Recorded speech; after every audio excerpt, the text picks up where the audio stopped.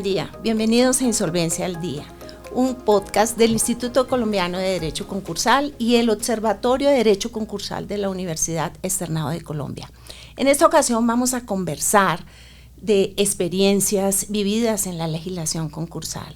Vamos a tener el placer de escuchar al doctor Saúl Sotomonte, doctor Juan Camilo Herrera. Ellos han estado muy activos en esta disciplina. Nosotros aquí en Colombia somos un país referente a nivel de Latinoamérica por ese interés constante en tener nuestra legislación actualizada y que vaya a la par de la evolución de la economía. Partimos desde figuras muy antiguas como la quiebra, donde tomábamos al deudor de mala fe, pero eso cambió y aquí en nuestro país hemos ido ajustando estas distintas normas, viéndolas desde un sentido económico del no pago y apartándonos un poco de este estigma del quebrado de mala fe, pero eso ha sido producto de unos estudios, creo yo, serios, largos, mesas de trabajo, comisiones, que nos han permitido llegar hasta donde estamos.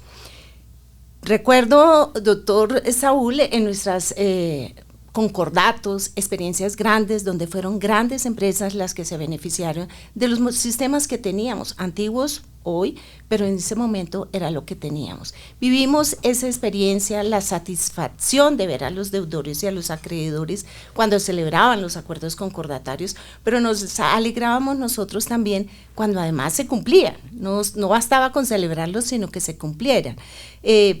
Pero dentro de ese tránsito de distintas legislaciones, doctor Saúl Sotomonte, aquí sí quisiera que usted nos contara cómo fue esa evolución, qué experiencias tuvo usted al interior de las distintas comisiones, porque es muy grato también ir y consultar las actas de las comisiones redactoras, las memorias, porque nos permitían a nosotros, cuando llegábamos a aplicar como operadores unas normas y encontrábamos algunas dudas, ir a buscar el espíritu del legislador. Doctor Saúl, cuéntenos cómo fue esa experiencia en esta evolución.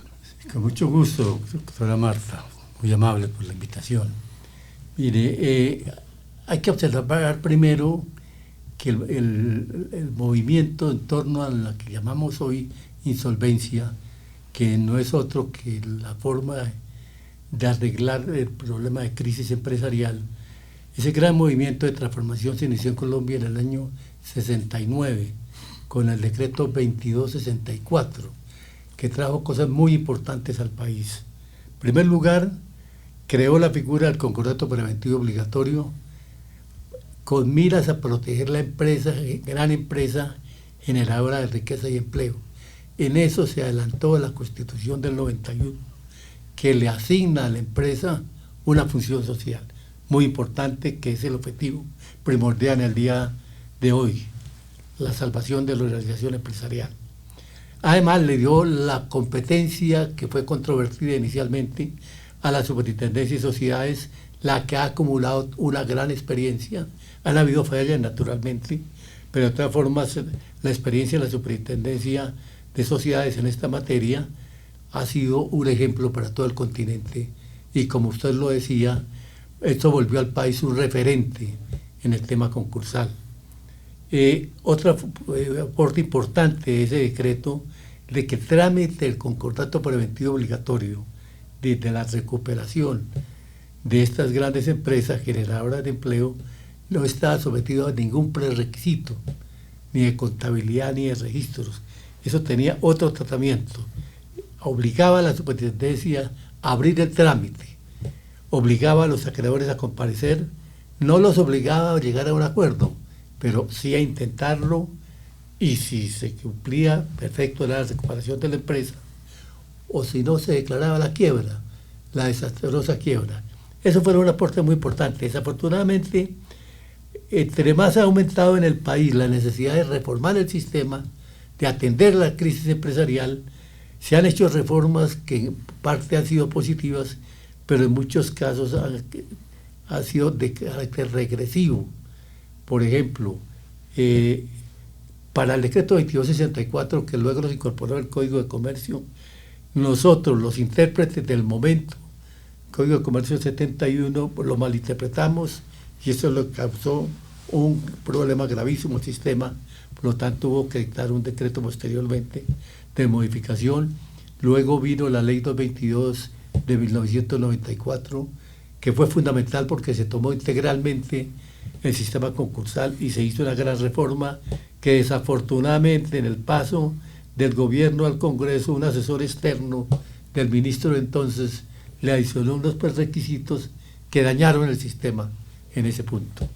Luego vino la 550 del 59, muy útil, pero también trajo unas cuestiones que, a mi entender, mirado desde el punto de vista de la doctrina societaria, eran inconvenientes. Era desnaturalizar el régimen societario, situación que recogió la 1116, como darle voto a los acreedores de pasivo interno. Eso era darle paso a una liquidación anticipada de la sociedad. Eso ha funcionado, obvio, porque es que en materia procedimental, todas las normas hay que cumplirlas, así no nos guste. Si nosotros buscamos cuál es el trámite regular, es ese, y hay que cumplirlo. Pero no quiere decir que eso sea el ideal y que también esas reformas no hayan tenido cosas positivas. Ahora se está ambientando en la opinión pública la idea de reformas. Yo creo que para hacer reformas al sistema hay que mirar primero qué se pretende con la reforma, ¿no? Con la institución, qué se pretende. Ya sabemos que es la protección de la organización empresarial. Protegiendo la organización empresarial se protege a los trabajadores, se protege el crédito, nos protegemos los consumidores, todo el mundo se protege, eso ya está claro. Por tanto, es establecer cómo y cuáles son los problemas del sistema para reformar. Yo creo que el sistema tiene dos problemas fundamentales, o la crisis empresarial. De una parte, la carencia de recursos frescos, de capital de trabajo, etcétera. De otra parte, la demora, la dilación en los trámites. Entonces, en una reforma hay que atender esto, hay que simplificar completamente los trámites. Quizá los decretos de la época de la pandemia pretendieron ayudar un poco en esa celeridad, pero no fue suficiente. Eso todavía no es suficiente. Hay una experiencia que yo viví profesionalmente en el año 85, cuando ante la crisis del país, la Junta Monetaria de entonces, primero la Superintendencia Bancaria, en aquel entonces obligaba a las entidades de crédito a cobrar la cartera de edificios de recaudo y si no a provisionarla. Eso dejó al sector financiero sin utilidades. Entonces, ¿qué tuvo que hacer la Junta Monetaria? Aceptar, crear unas líneas de crédito especiales, muy blandas, para beneficiar a las empresas en dificultades, siempre y cuando presentaran un acuerdo extrajudicial con sus deudores. Entonces todo el grupo de entidades financieras presenta ese acuerdo a través de sus respectivos bancos, a través de la misma superintendencia, y con eso se iba al Banco de la República y le daba el nuevo capital de trabajo. Y habiendo recursos, pues habían acuerdos muy rápidos, ahí se logró la celeridad y se logró el capital de trabajo que se requería. Si se quiere una nueva reforma, hay que pensar en esos caminos. Yo creo que es indispensable. Muchas gracias, doctor Saúl. Indudablemente, sin financiación, y todos quisiéramos una financiación externa siempre. Doctor Juan Camilo, ¿qué opina usted frente a estas apreciaciones del doctor Sotomonte? Bueno, doctora Marta Ruiz, doctor Saúl, un saludo. Mire, hay muchas experiencias vividas. El doctor Saúl hizo un recorrido muy interesante. Yo más que contradecir lo que él dijo, porque fue muy acertado, es adicionar un poco sobre el decreto 350, que para nosotros, los que elaboramos la Superintendencia de Sociedades, consideramos, y en el desarrollo del derecho concursal, que fue una semilla muy importante, porque realmente modernizó el concordato preventivo. Allí se establecieron unas instituciones muy importantes que hoy aún todavía se han tenido como base para el desarrollo de las diferentes legislaciones que consideramos modernas hoy, porque hoy es fácil criticar hoy lo de atrás, pero los elementos de juicio pues son diferentes, los factores, los elementos, todos, esa experiencia ha sido aportada para sacar nuevas legislaciones. Este decreto 350 estableció, por ejemplo, la existencia del Contralor, le dio nombre a las audiencias o sea, le puso orden al procedimiento, creó una figura que fue criticada y a su vez elogiada, no está estatuida en la norma, pero por la práctica de los acreedores y deudores, que fue el concordato liquidatorio, el resolutorio, que fue una salida para evitar la quiebra, precisamente ahí sí que era preventivo de la quiebra. No volvieron a existir quiebras, porque los acreedores se ponían de acuerdo para llegar a un concordato que era resolutorio. Como las votaciones y las cosas lo permitían, las mayorías y todos, pues los acreedores digamos, acordaban llegar al pago de sus acreencias hasta el tope o digamos hasta la existencia de activos que tuviera la empresa. Entonces esa fue una figura muy importante que hay que tener en cuenta, que a su vez trajo la consecuencia de la legislación 222, porque la figura se desprestigió. El concordato se volvió liquidatorio prácticamente y llevó a que se expidiera un nuevo régimen que realmente llevara al empresario a reestructurarse, como fue el acuerdo de los negocios del deudor, que fue el nombre que recibió el concordato, y le quitaron el apellido de preventivo obligatorio o preventivo potestativo. Muchas gracias. Aquí rescato dos palabras, preventivo y resolutorio. Ya luego las retomaremos. Doctor Juan Camilo, dentro de esa experiencia suya, y usted vivió nuestra época del diagnóstico concursal. ¿Qué era el diagnóstico concursal? Allá había un equipo de expertos, no abogados, era más de la parte financiera. La superintendencia tenía en su momento un equipo fuerte en este análisis, y todas las solicitudes de ingreso a los concordatos preventivos pasaban por este estudio de equipo de expertos, y ustedes hacían un informe sobre la situación económica financiera de la compañía. Usted experimentó ese diagnóstico concursal, pero también cómo fue luego ese diagnóstico o ese informe que presentaba el promotor en la ley 550 del 99, que fue una ley para afrontar una crisis que había en aquel momento. Cuéntenos de esas dos experiencias, del diagnóstico concursal y de un promotor que tenía unas funciones, tenía un rol protagónico en la solución de la crisis. Listo, doctora Marta, sí, efectivamente, esa historia la podemos tomar desde dos tópicos. Más que un capricho del operador, que en este caso era la Superintendencia de Sociedades, fue un mandato legal. El decreto 350 ordenaba que, abierto el concordato, cuando la solicitud provenía del deudor, había que hacer una visita para ir a verificar digamos, todos los elementos que había aportado y los documentos que había aportado el deudor, que era la veracidad, la razonabilidad, y entonces se construía un informe con una opinión del profesional de turno. Este era un grupo anexo a concordatos, que era el grupo de los económicos. Entonces esa función era desarrollada por mandato de la ley y hacía parte del expediente ese informe. Cuando el concordato provenía de una solicitud de acreedor o de manera oficiosa, que en esa época se usaba mucho el mecanismo oficioso, esta visita sí se hacía previamente para darle elementos al juez para la toma de una decisión. Si estaba en cesación de pago, si el desarrollo del objeto social se venía realizando, la razonabilidad de las cuentas, etcétera, el inventario, los pasivos, todo esto llevaba al juez a darle elementos para tomar una decisión. Entonces era un diagnóstico, a mi manera de ver, muy útil, en la medida que daba elementos a acreedores y a juez para la toma de decisiones. Posteriormente, la 222 no dijo nada sobre el particular.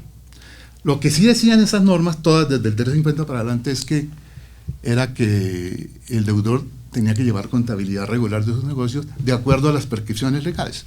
Entonces eso casi que obligaba y empujaba a la superintendencia como ente supervisor, más que juez, a verificar si esas cuentas, si esos balances estados financieros se ajustaban a la realidad y si reflejaban adecuadamente la situación financiera y económica del momento. Entonces en la 222, bajo una circular, esa función continuó y ya dejó de ser un grupo económico y se creó un grupo que se denominó diagnóstico concursal, que inclusive ya contaba con abogados que se encargaban de hacer la admisión, porque ese informe pasaba a esas abogadas y esos abogados hacían la admisión de acuerdo a ese informe económico que se hacía. Lo que sí siempre fui enemigo en esa parte legislativa de la 350 y la 222 era que se juzgara al deudor, o sea, establece una viabilidad. Para el juez era muy comprometedor, a juicios adelante, que podían comprometer a la superintendencia de cambiarle el destino de la solicitud de un concordato a una liquidación obligatoria. Yo siempre fui enemigo, aunque hubo superintendentes que eran amigos de que se juzgara la viabilidad del deudor, pero era muy arriesgado. Eso no lo sabe sino el deudor. Los acreedores son elementos adicionales que lo deben juzgar una banca de inversión, personas especializadísimas en el tema de factibilidad. Por otro lado, la ley 550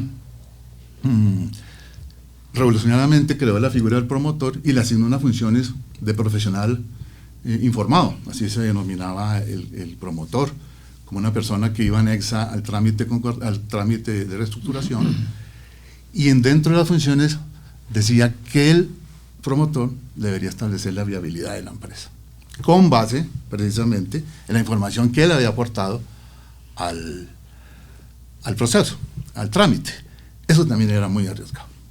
Eso estaba en la norma del artículo 28 de la 550, en donde se establecía que si el promotor verificaba que esa empresa no era viable o que no le han dado la información necesaria para poder él hacer su trabajo, estaba en todo su derecho de convocar a una reunión de fracaso con base en ese juicio que hacía el promotor. Norma que muy poco funcionó. Primero porque el promotor responsable en juzgar a una empresa, vuelvo y repito, por una viabilidad, que él iba a hacer un estudio en 2 meses, a decir si esa empresa era viable o no, entonces era un extremo muy difícil. O sea que esa figura casi que no funcionó y el promotor se apoyaba en la superintendencia de sociedades para cualquier decisión de fondo. Lo digo por experiencia, porque si fracaso hubo 5 por viabilidad, fueron muy pocos. Fracaso hubo por falta de información, sí, o sea que no aportaban lo necesario para que él realizara las actividades procesales o de tramitología, como derechos de voto, establecimiento de creencias. Eso sí llevaba al fracaso, porque era algo tangible, que no había nadie que lo juzgara, sino que la ley lo exigía, necesario para llegar a un acuerdo. Entonces, el diagnóstico es relativo, el diagnóstico es importante, creo yo, para verificar la razonabilidad de la información, no para juzgar viabilidad. La viabilidad, repito, son elementos que deben darse en el trayecto de la ejecución del proceso, que los aporta el deudor, que lo juzga el acreedor mismo, que es el mayor interesado en que la empresa continúe o no, y que considere si esa empresa tiene las posibilidades de pagar sus acreencias y desarrollar la actividad conforme lo establecen los estatutos. Entonces, en resumen, diagnóstico para verificar información y tener elementos importantes para poder llevar un proceso adecuadamente y no tener un proceso conflictivo durante el término. Y el juzgamiento de viabilidad debe dejársele a las partes, a los actores allá del proceso. Muchas gracias, doctor Juan Camilo.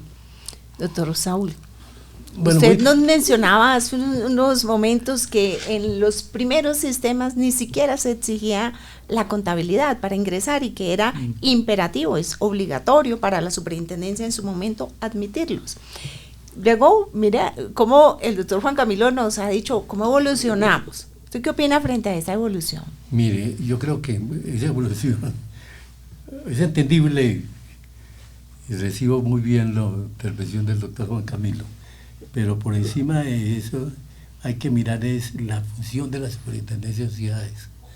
Yo creo que, mira, un decreto que reestructuró unos decretos, entidades administrativas, en noviembre, diciembre del 1992, estableció la etapa que llamamos preconcursal en la superintendencia de sociedades, que era el momento en que la superintendencia, con la información que recibía, pues abrió un espacio.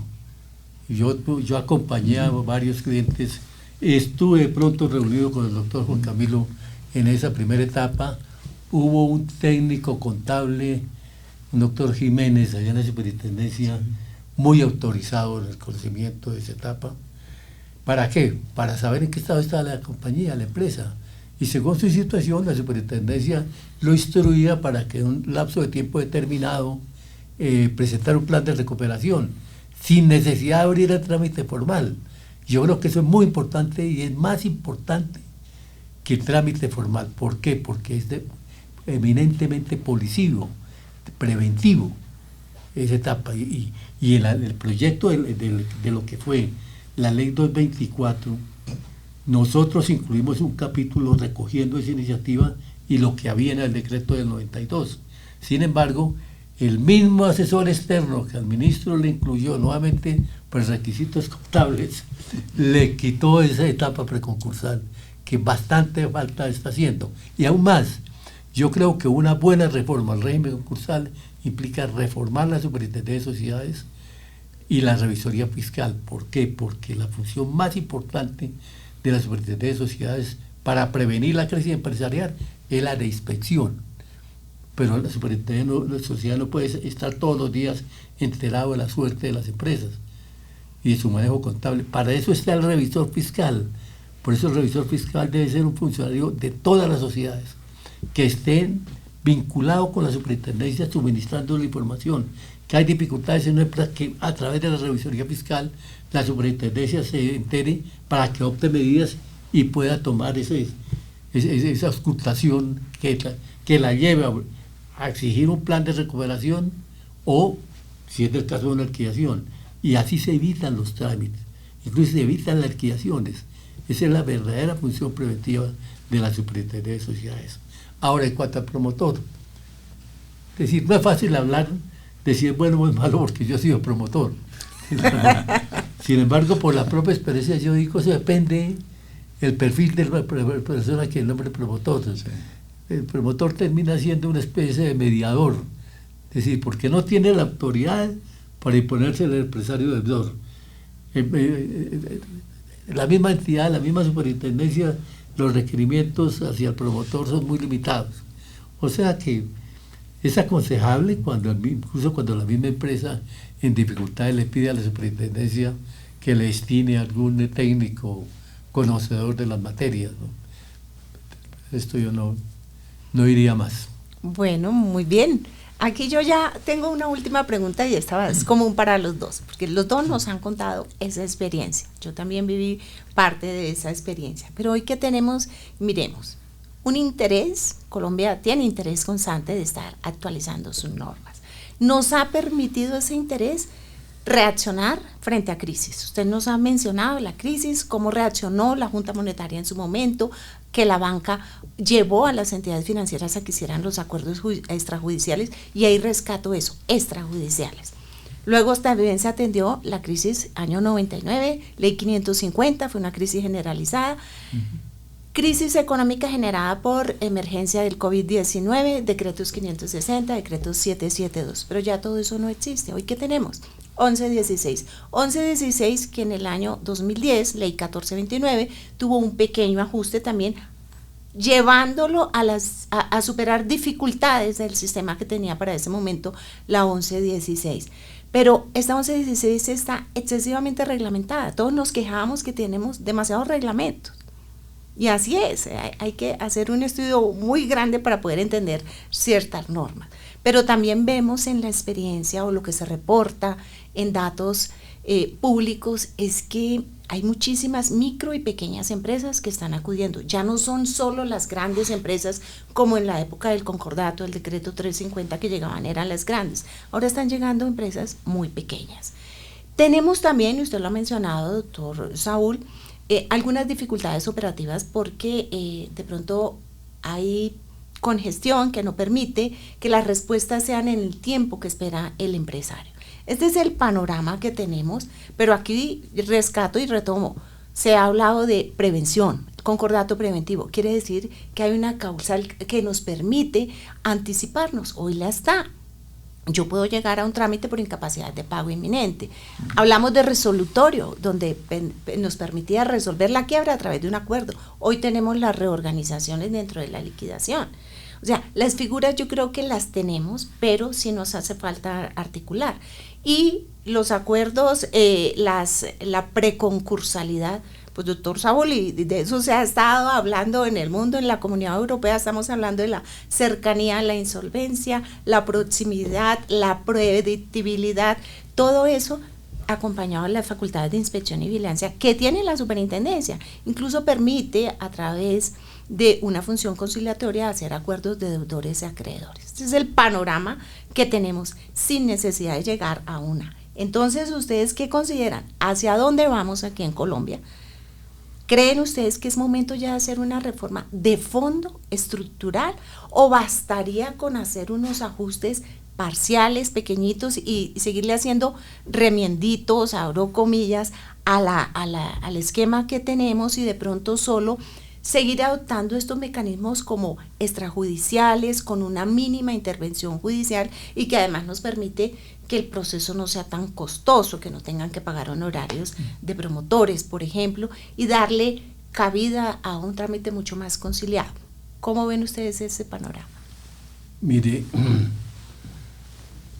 yo creo que ha habido una desinformación, o siempre hay una desinformación, y hemos procedimentalizado demasiado el trámite. Estos trámites, más que procesos, son procedimientos. Es el procedimiento para sacar de la crisis o prevenir la crisis de una empresa. No es un proceso en estricto sentido, tanto que las funciones jurisdiccionales de la superintendencia, en ese caso, son, en mi interpretación, limitadas a calificación y graduación de créditos, porque es el reconocimiento o no de derechos, limitadas a aprobar el acuerdo, o validarlo, porque es también la confirmación de unos derechos. Lo demás no es jurisdiccional, es un trámite, es un procedimiento, no es un proceso. Entonces lo volvimos demasiado procesal, y por eso se volvió un mundo de los abogados, disputándose conocimientos, disputándose requerimientos, y ahí terminan muchas veces las empresas, ¿no? Con esa cantidad de escritos, de recursos, de planteamientos en derecho, incluso muy bonitos, muchos de ellos muy ilustrativos. Derecho procesal por encima del sustancial. Exactamente, que no resuelven la situación de la empresa, sino que la dilatan. Yo creo que es uno de los problemas. Por eso la importancia de la simplificación del trámite, de que haya uno, hoy por hoy, que el Estado tiene tantos recursos, después de esta reforma tributaria que se hizo, y que le están entregando recursos a diestra y siniestra, a todo lo que están requiriendo. Pues hombre, debe haber un fondo, como lo hizo la Junta Monetaria en el 85, de recursos para subvencionar, apalancar a las empresas en dificultades que requieren capital de trabajo para poder subsistir. Muy bien. Gracias, doctor Sotomayor. Doctor Juan Camilo. Bueno, doctora Marta Rudy, doctor Saúl, frente a este tema sí que es complejo, pero yo me atrevería a opinar lo siguiente. Para mí, que la ley 1116 es como una hija, porque la trabajamos en la superintendencia, entonces no la voy a defender a ultranza, obviamente, pero sí debemos ser objetivos en la medida que esa ley realmente es moderna. En esa ley, en ese proyecto de ley se trabajó demasiado en la investigación, sobre todo en los elementos que recomendaba la CENUDMI, que de allí trajimos todo lo necesario y recomendable para nuestro sistema colombiano, como es, por ejemplo, toda esa institución de información y fundamentación, como fueron los principios, para ponerle claridad al procedimiento de ley 1116, que el deudor y las partes supieran en qué está soportado, en qué pilares está soportado el régimen concursal actual. Hicimos acogimos posteriormente pues la ley de insolvencia transfronteriza y la introdujimos, muy útil para los momentos de apertura económica y de expansión de la economía colombiana. Posteriormente se trajo todo lo necesario de grupos, se sacó un decreto porque nuestra ley 1116 iba con todo implementado, pero en la legislatura, el Congreso, pues hubo que quitarle una cantidad de asuntos para poder reducir lo articulado que por petición de ellos se hizo en su momento. Entonces se reguló lo de grupos. Todas estas recomendaciones están introducidas y la filosofía de ese procedimiento es precisamente estar actuales con los momentos económicos, como lo decía la doctora Marta Rudy. Nuestra legislación está rica porque ha sido administrado por la Superintendencia de Sociedades, entidad que defiendo obviamente porque yo laboré allí y fuimos muy profesionales en el trabajo. Sin embargo, la ley 16, más que reformarla, sí consideraría que debe hacerse una reestructuración manteniendo su columna como está, porque tiene instituciones importantísimas, como son los efectos jurídicos sobre la apertura, la posibilidad de terminar contratos onerosos para el deudor, el establecimiento de los derechos de votos que dan justicia para el voto en el momento de tomar una decisión, el acreedor interno, habrá que ajustarlo y evitar que abuse de su poder, obviamente, eso sí es modificable, pero no quitarle el poder al dueño, a la persona más importante, que es el que aporta inversión, y no dejarlo en manos de los acreedores únicamente, porque tendríamos un proceso totalmente proacreedor. Aquí se trata de tener un equilibrio como lo manda la CENUSME. Entonces, mi recomendación personal es hacer una reestructuración a la ley, introduciéndole algunos asuntos que inclusive el Banco Mundial ya los ha venido imponiendo y la superintendencia los ha venido acogiendo, como es, por ejemplo, garantizarle a los acreedores reales, a los de garantía real, pues su derecho, pero ojalá que fuera sobre bienes no operacionales y que los operacionales sigan, sobre todo en la organización, continúen estando en manos del deudor para poder desarrollar el pago y su actividad, por ejemplo. Crear una nueva jurisdicción es más que recomendable por las diferentes críticas y por los diferentes riesgos que corre el funcionario, que no es judicial, que realiza funciones judiciales, pero que tiene un riesgo inminente por el superintendente de turno, que todos lo sabemos, innegable, puede ser impuestos por política, no por una carrera desarrollada en la jurisdicción. Es bueno quitar ese riesgo, aunque las personas que trabajan allí pues son fundamentadas y preparadas para tomar decisiones de carácter jurisdiccional. Por ejemplo, el tratamiento de las llamadas acreencias involuntarias, es bueno adicionar a la ley 1116 en ese tema.